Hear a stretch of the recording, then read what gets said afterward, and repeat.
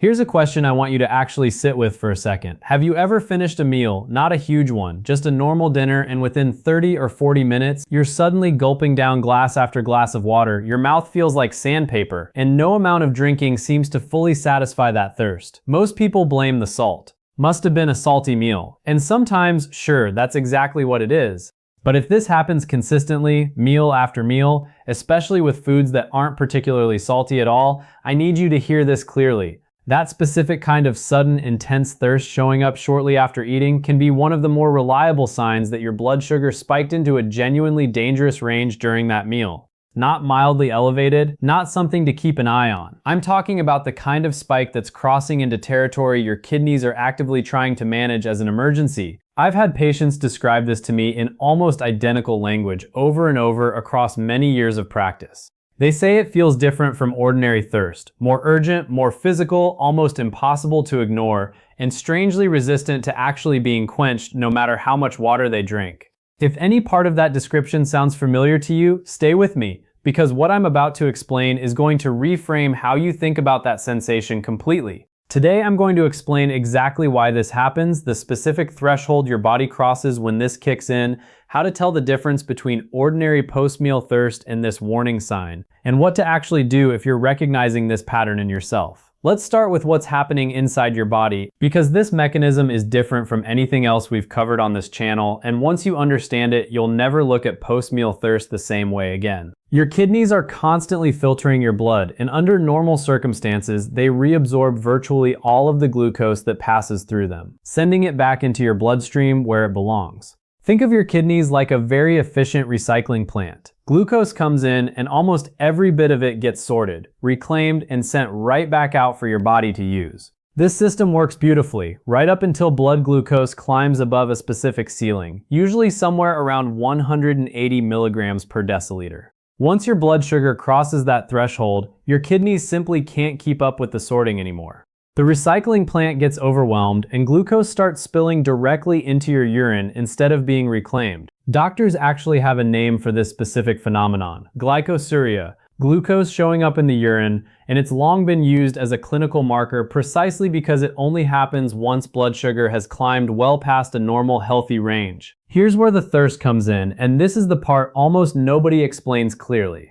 Glucose is what's called an osmotically active molecule, meaning wherever it goes, it pulls water along with it. When that excess glucose spills into your urine, it drags a significant amount of water out of your body right along with it. Your body suddenly finds itself losing more fluid than usual, and your brain registers this as a dehydration emergency, triggering an intense, almost urgent thirst response. This is fundamentally different from the mild thirst you'd get from, say, a salty bag of chips. That's a simple sodium-water balance issue, solved with a glass or two of water. What we're talking about today is your kidneys actively working overtime to flush out an actual sugar overload and pulling your hydration down along with it meal after meal without you ever realizing that's the actual source of the problem. This is exactly why this particular kind of thirst deserves your full attention. It's not your body being a little inefficient. It's your body sending out what amounts to an internal alarm, telling you that your blood glucose has climbed high enough to trigger active fluid loss through your kidneys. That's a meaningfully different situation than the everyday post-meal glucose fluctuations we've discussed in other videos on this channel. Think of it this way, a small leak under your kitchen sink might go unnoticed for weeks, a little dampness, nothing dramatic. But if a pipe actually bursts, water starts pouring out fast enough that you notice immediately because the volume of what's escaping has crossed a threshold your senses can't ignore. Ordinary mild glucose fluctuations throughout the day are like that small leak, present but easy to miss. Crossing that renal threshold of around 180 is the burst pipe. Your body isn't whispering anymore, it's making sure you notice fast through one of the most primal signals it has available, thirst. So why does almost nobody catch this pattern? A few reasons, and they're worth understanding. And there's also a second reason worth understanding, and it has to do with how the medical system is typically structured around a once-a-year snapshot. First, most people have been culturally trained to associate thirst exclusively with salt or with not drinking enough water earlier in the day. Nobody grows up learning that thirst can be a direct signal about their blood sugar. So when it happens after a meal, the automatic assumption is always, I guess that was salty, or I probably didn't drink enough today, and the actual cause never even enters the conversation. And second, this reason gets less attention but matters just as much. This symptom is easy to miss because it often doesn't show up every single meal, only the ones that genuinely spike glucose high enough to cross that renal threshold. A lighter breakfast might not trigger it at all, while a large plate of pasta at dinner absolutely might. That inconsistency makes the pattern harder to notice unless you're specifically paying attention meal by meal, the way we've talked about doing with several other signs on this channel. And third, this is the big one. A standard annual blood test almost never catches this. Your fasting glucose, drawn first thing in the morning before you've eaten anything, can look completely normal, even in someone whose post-meal glucose is regularly spiking well past that 180 threshold. Fasting glucose and post-meal glucose are genuinely two different stories, and most routine checkups only ever look at one of them. There's actually a fourth reason too, and it's a subtle one. Thirst is such a basic, universal sensation that we rarely stop to ask deeper questions about it. Nobody sits at the dinner table halfway through a meal and thinks, interesting, I wonder what my kidneys are doing right now. Thirst just feels like thirst.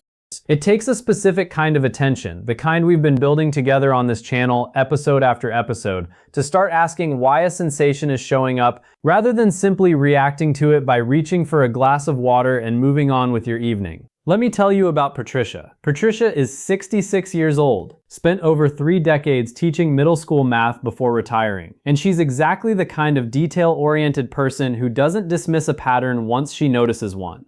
30 years of grading papers and catching small errors before they became big ones had trained her to trust the details, even when they seemed minor. About 8 months ago, Patricia started noticing that certain dinners left her reaching for water almost compulsively within the hour afterward. Pasta nights were the worst. So were the evenings she'd have a large baked potato with dinner. She initially chalked it up to the seasoning she used, so she started cutting back on salt across the board, reading labels more carefully, even switching brands of canned vegetables. The thirst didn't change at all. Her annual physical came back with a fasting glucose of 101, technically just barely into prediabetic range, but nothing her doctor flagged as urgent. Still, Patricia mentioned the thirst pattern specifically, describing exactly which meals triggered it and how intense it felt compared to ordinary thirst. She'd kept enough mental notes over the months that she could describe the pattern precisely rather than vaguely. Her doctor, recognizing the pattern she was describing, suggested she try a short trial with a continuous glucose monitor just to see what her blood sugar was actually doing after those specific meals. What the monitor revealed surprised her. On pasta nights, her blood glucose was spiking to 215, sometimes higher, roughly 45 minutes after eating, well above that renal threshold we just talked about. On nights she had the plate method meal we've discussed on this channel, vegetables first, protein, a smaller portion of slower digesting carbohydrate. Her peak barely touched 155, and the intense thirst simply never showed up. Seeing those two numbers side by side on the exact same monitor over the exact same week was what finally made the pattern undeniable to her. Not a guess anymore, but a fact she could see plotted out on a graph. Patricia started applying the same eating order we've covered before: vegetables and protein first, carbohydrates last, along with a short walk after her larger meals. Within about 6 weeks, that urgent, can't satisfy it thirst had virtually disappeared, even on the nights she still enjoyed pasta, simply because her portion and her eating order had changed enough to keep her glucose from crossing that critical threshold. She didn't have to give up the foods she loved. She just had to change the order and the amount, and her kidneys stopped needing to send out the alarm. I spent months blaming my seasoning, she told me. The whole time, my body was telling me something completely different, and I just didn't have the right translation. Now let's talk about what you can actually do if you're recognizing this pattern in your own life. First, start paying attention to which specific meals trigger this intense thirst the way Patricia did. Write it down if you need to. You're looking for a pattern connected to particular foods or particular portion sizes, not a single random occurrence. Note the meal, roughly how much you ate and how intense and how quickly the thirst showed up afterward. Patterns that repeat across several meals of the same type are far more meaningful than a single evening. Second, apply the eating order we've discussed in a previous episode: vegetables and protein before carbohydrates. This single change has been shown to meaningfully blunt the glucose spike from a meal, precisely the kind of spike that pushes you over that renal threshold in the first place. It costs nothing and requires no special products, just a different sequence at the same table. Third, revisit the plate method for portion balance. Half your plate non-starchy vegetables, a quarter lean protein, a quarter slower digesting carbohydrate. If pasta, rice, or potatoes are taking up more than that quarter portion, that's often exactly where these dangerous spikes are coming from. You don't necessarily need to eliminate these foods entirely. Patricia certainly didn't. You simply need to bring the portion back in line with what your body can actually process without overwhelming your kidneys. Fourth, add a short walk within the first 30 minutes after the meals where you've noticed this thirst pattern. We've covered the research behind this before. Even 10 minutes of light activity helps your muscles pull glucose out of your bloodstream directly, independent of insulin, which can meaningfully lower how high that post-meal peak climbs, and in turn, how much glucose your kidneys end up having to manage. Fifth, if you're noticing this pattern regularly, talk to your doctor specifically about post-meal glucose testing, not just a fasting test. A simple fingerstick reading about an hour after your typical trigger meal, or a short trial with a continuous glucose monitor like Patricia used, can tell you far more than an annual fasting blood draw ever will, because it captures the exact moment your body is actually struggling, rather than a single number taken hours after your last meal. And sixth, once you've identified your specific trigger meals, don't feel like you need to eliminate them from your life entirely. Patricia never gave up pasta. She simply adjusted the portion, changed the order she ate it in, and added a short walk afterward. The goal isn't restriction for its own sake, it's keeping your glucose response under that threshold your kidneys can comfortably manage, so the meals you enjoy stop coming with an uncomfortable, urgent thirst attached to them. I do want to take a moment here for an important safety note because this particular topic deserves it. If this intense post-meal thirst is showing up alongside other symptoms, frequent urination beyond what the extra fluids alone would explain, blurred vision, confusion, extreme fatigue, or a rapid heartbeat, please don't wait to figure this out on your own.